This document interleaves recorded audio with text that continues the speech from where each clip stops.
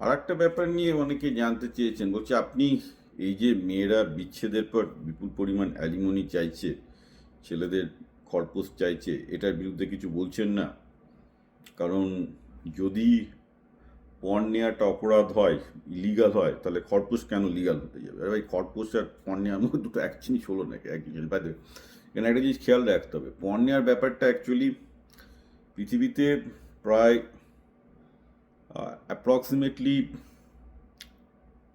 534 রকমের পণ নেওয়ার সিস্টেম আছে। এর মধ্যে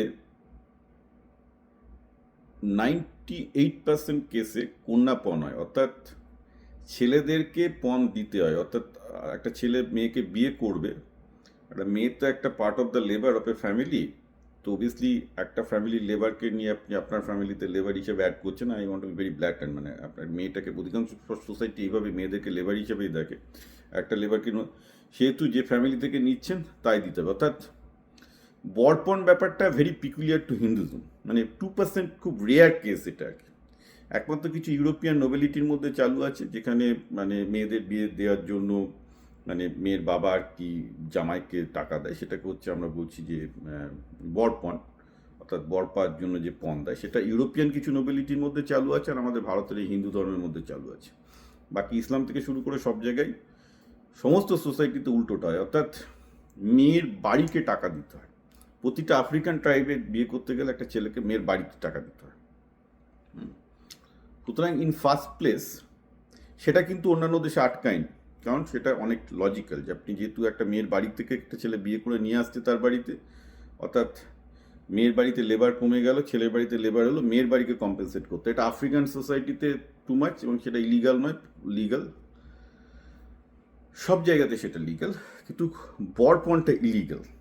অর্থাৎ যখন বিয়ে করার জন্য বরপণ দিতে হচ্ছে তো ভারতবর্ষে ইলিগাল। তার কারণটা হচ্ছে এটা একটা কন্ট্রারি টু দ্য ট্রেন্ড, এবং এর একটা মূল কারণ ভারতবর্ষে যে করতে মানে কেন মানে ব্যতিক্রম হলো, হিন্দু ধর্মে কেন ব্যতিক্রম হলো, এটা অলসো ইন্ডিকেটস যে হিন্দু ধর্মে মেয়েদের পজিশন নিয়ে একটু গন্ডগোলের ব্যাপার, মানে অন্তত আমি বলবো প্রথমের দিকে ভালো ছিল, কিন্তু পরের দিকে অনেকটাই বাজে জায়গায় চলে যায়, যেটা শোজ যে যে এটা একটা প্যাট্রিয়টিক সোসাইটিতে the things was not good, things was really really not good for the women.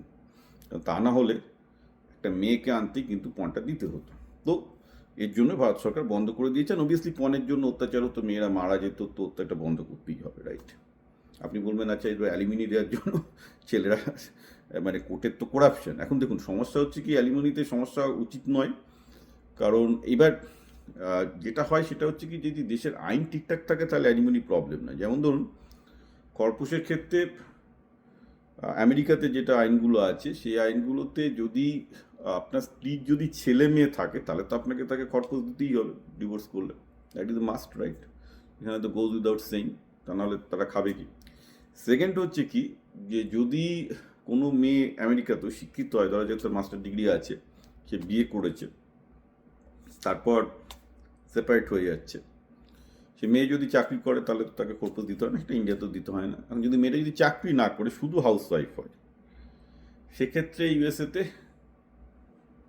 মেয়েটা বলতে পারে আমি ঘর সামলাচ্ছিলাম, সেখানে ইউএসএতেও খরপোশ দিতে হয়, ইন্ডিয়াতেও খরপোশ দিতে হয়, এবং এই ক্ষেত্রে হয়তো কিছুটা গণ্ডগোল শুরু হতে পারে যে একটা মেয়ে যে শিক্ষিত সে তো ইচ্ছে করে চাকরি করেনি। তো সেক্ষেত্রে যেটা হয়, ইউএসএতে যে টাইম সেটা হচ্ছে একটা লিমিটেড টাইম দেয়, অর্থাৎ মেয়েটাকে বলা হয় তোমাকে 6 মাস বা 9 মাস তুমি একটা কোর্স করো। অনেক সময় এটাও ডিল থাকে যে বা তুমি 2 বছর একটা কোর্স করছো, সেই পর্যন্তই তোমাকে তোমার হাজব্যান্ড টাকা দেবে, বিয়ন্ড দ্যাট তোমারটা কেউ দেবে না।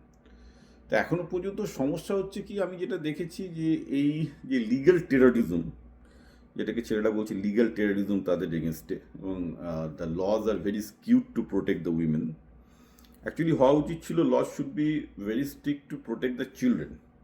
ইনফ্যাক্ট প্রতিটা সোসাইটি সেইভাবেই ট্রিট করে। অ্যাকচুয়ালি ইউএসএতেও একজন মহিলা যদি মা হয়, তার যদি চিলড্রেন থাকে, সে যে পরিমাণ খরপোশ পায় তাকে যে পরিমাণ ল প্রোটেক্ট করে, এবং করা উচিত, কারণ ultimately children's of the future, right?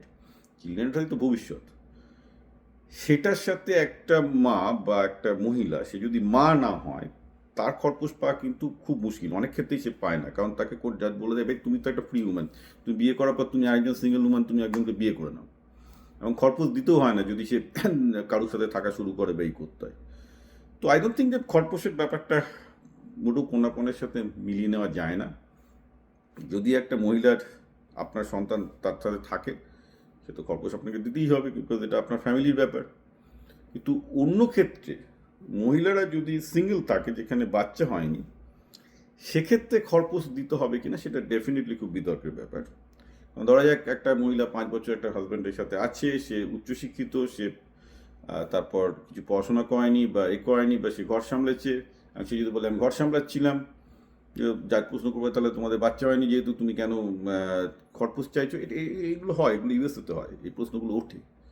তো মোস্ট অফ দ্য কেসে সেক্ষেত্রে একটা লিমিটেড খরপোশ পায় যদি সে মহিলা সিঙ্গেল থাকে, এবং অধিকাংশ ক্ষেত্রেই হচ্ছে এমনিতেই সে যদি আরেকটা বিয়ে করে বা প্রেম করে সে খরপোশ উঠে যায়। আর সেকেন্ড হচ্ছে যে যদি বেসিক্যালি সে একটা লিমিটেড টাইম তাকে জাজ দেয় যে তার মধ্যে তোমাকে তোমার কেরিয়ার খুঁজে নিতে হবে। I think that is rational and reasonable. কিন্তু একটা মেয়ে যা খুশি ডিমান্ড করবে এগুলো হয় না ভারতবর্ষে, হচ্ছে কারণ ভারতবর্ষের জাজের থেকে একটা কাটমানি পায়।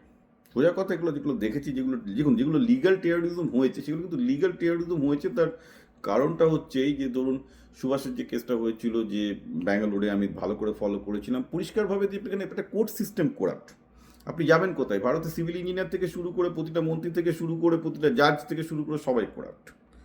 তো এক্ষেত্রে দোষটা কিন্তু আইনের নয়, আইন ঠিকই আছে, সমস্যা হচ্ছে যে জাজেরা করাপ্ট, মানে আপনার বিচার ব্যবস্থা করাপ্ট, আপনি যাবেনটা কোথায়?